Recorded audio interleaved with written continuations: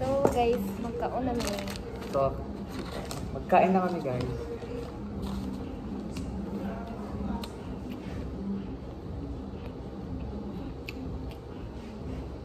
Yan yung mong banding, maraming kwan, isuon. Si po mag-away, wala yung real friend. Hindi ba, no? Hindi ba, ang tinawag nga friend yun, mag-away. Okay, mura dyan may gisuon. Pwede rin magdinaaw tanay. Mao. Pwede na, depress ako ano, uban. Hindi lahat ng kaibigan, mga kaibigan siya. Kaya umayos ka sa mga ini-encounter mo ng mga tao. Kung sino yung pagtitiwalaan mo, di ba? Kasi ano? Mahirap na kasi mag-trust ng mga tao ngayon. True. Kasi ang dami na kasi ng mga mabubuting tao sa harapan mo lang, pero kapag Tatalikod. mo lang. Babackstab ka lang. Kaya, mag-ingat kayo sa mga taong sinasalamuhan. Kaya kami ay kakain dito. Kasi Gian ay pauwi na. So, Reynel, may question tayo. Ano yun? Kamusta naman ang stay mo dito sa FNC? Ito real talk lang. I mean, compare ko yung buhay doon sa talk pati dito. Yung una-una, parang mabigat. Di ba mabigat? Mabigat sa pakiramdam kasi na-symptom ka, mixed emotion ka, gano'n. Pero hindi ko inasa na after few days, nandito ako parang ang sarap sa feelings kasi makapagpahinga ka ng maluwag, alive, and sa pumo ka naman, big help naman sa akin din kasi kumita ako ng malaki. And pati si Jayan. And lumakas kami sa both social medias namin dalawa, like sa IG and sa Facebook namin. And ayun, and okay naman siya. Hindi naman hassle yung mga trabaho namin dito. Ako din, sobrang nag-enjoy ako guys. Sobrang nag-enjoy ako dito sa FNC. Kaya babalik siya guys, babalik siya. Yes, bro. Ang dami kong... Kasi, hindi naman sa inaano namin yung talk.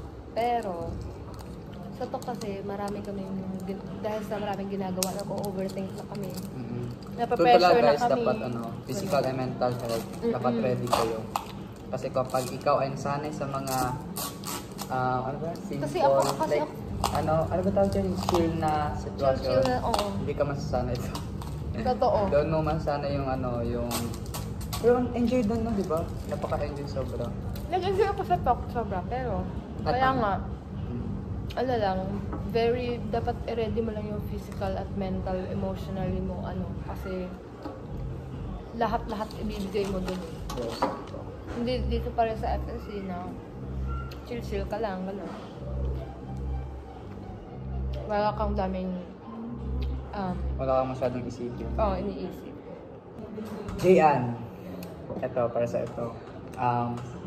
For you ba, yung mga post-thesis natin is naging totoo sa loob ng mansyon? Or may iba na hindi? Ako personally,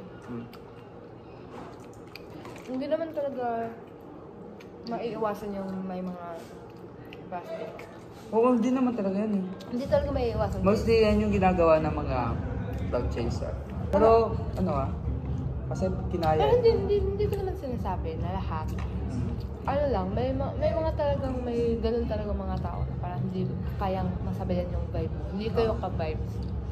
Kaya, kasi iba talaga pag nandito ka sa FNC kasi dito is grabe, at mapofocus mo yung tao kung gusto mo siyang makilalang lubos-lubos at magko-close kayo doon.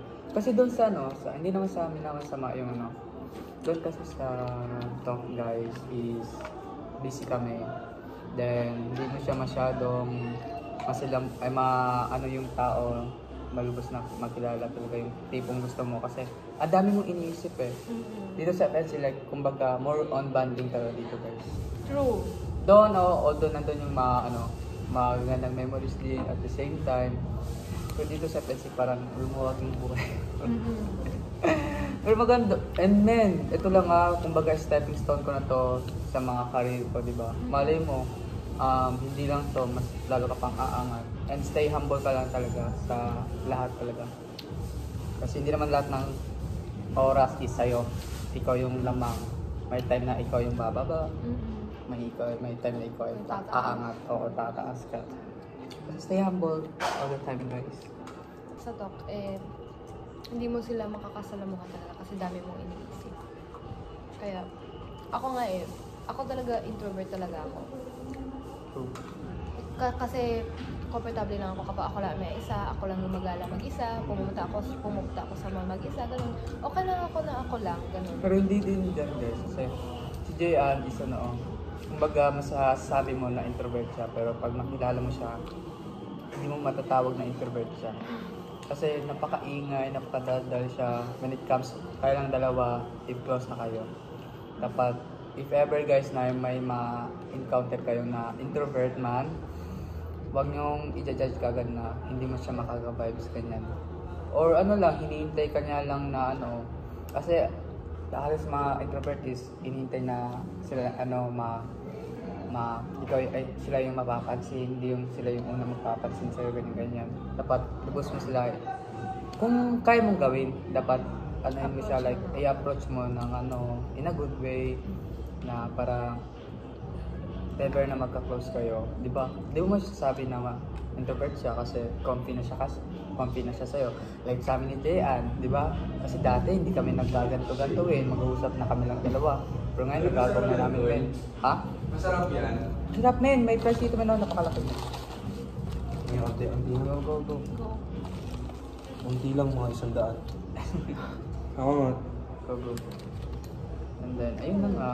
Dapat mga introvert guys is i-approach nyo na lang maigi. Hindi yung, hindi ko yung makakasabay kasi napakatahimik, men. Ano tawag na introvert and yung madaldal. Extrovert? Extrovert, maganyan. Ako, masasabi ko, both may introvert, may pagka-extrovert. Pero kapag feel ko na talaga yung yung sitwasyon, malalabas yung pagka-extrovert ko. Napapansin mo sa loob ng mansion. Kami ay kakain muna. Kasi kami ay napadaldal na dito sa aming vlog. Oo, nag-Q&A na kami. Sige, one last question. Kasi go. One last question.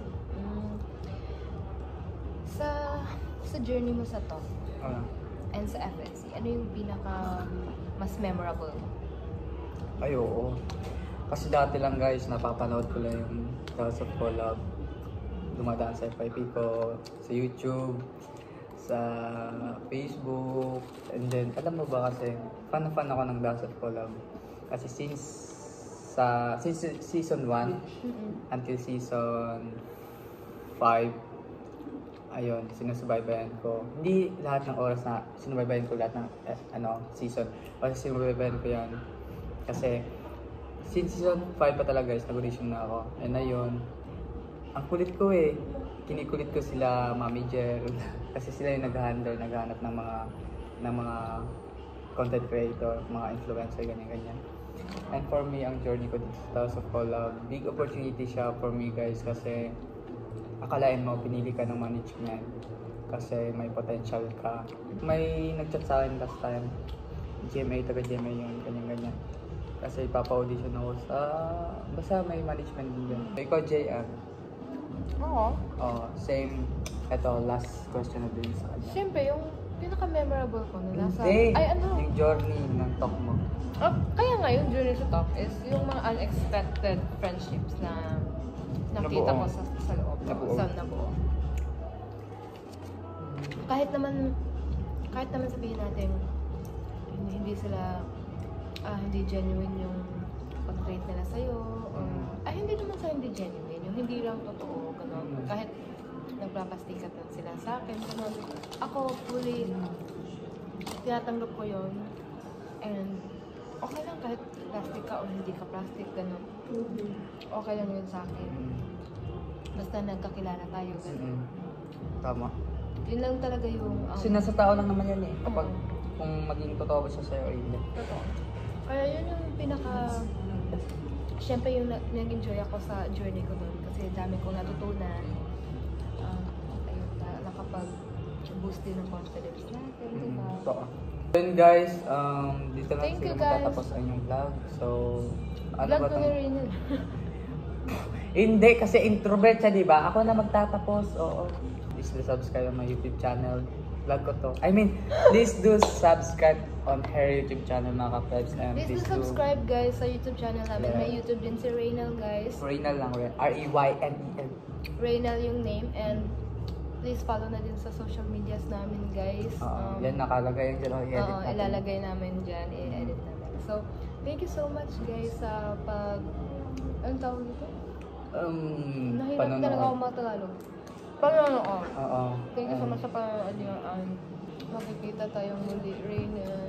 Alam mo ba guys, kapag tuwing binabanggit na yung magkikita tayo soon, yun yung ganyan putak.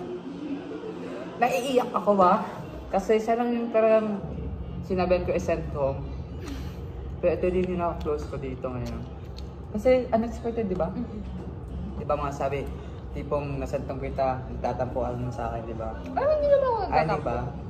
Sinantong din naman kita. Kasi kailangan din tayo pumili kung Oo. sino. Okay lang naman So, yun. okay lang. Pero hindi namin expected na ganito kami makaklose na Oo. ngayon. Pero okay lang kasi dahil dito sa friendship na po yung friendship nating dalawa. At hindi namin ito makakalimutan mga men. Kasi kung sakaling kami magkikita after years, may memories kami din niya. Mapapanood ko dito sa YouTube channel niya. Oo. And may YouTube channel din na bagong upload. Oo. Kapag hindi kami magkikita ng ilang years, papanoodin niya din. Kapag Pero, hindi niya papanoodin, Raynel, sasakalin ko. kailan kaya tayo magkikita? Feel ko hindi natin magsabi kasi hindi natin alam yung takbo ng panahon. For me lang siguro years. Years, no? Oo, kasi uwi na tayo sa Pero huwag natin kalimutan yung mga Siyempre, ano. alam mo na ang dami ko ng content sa TikTok ko.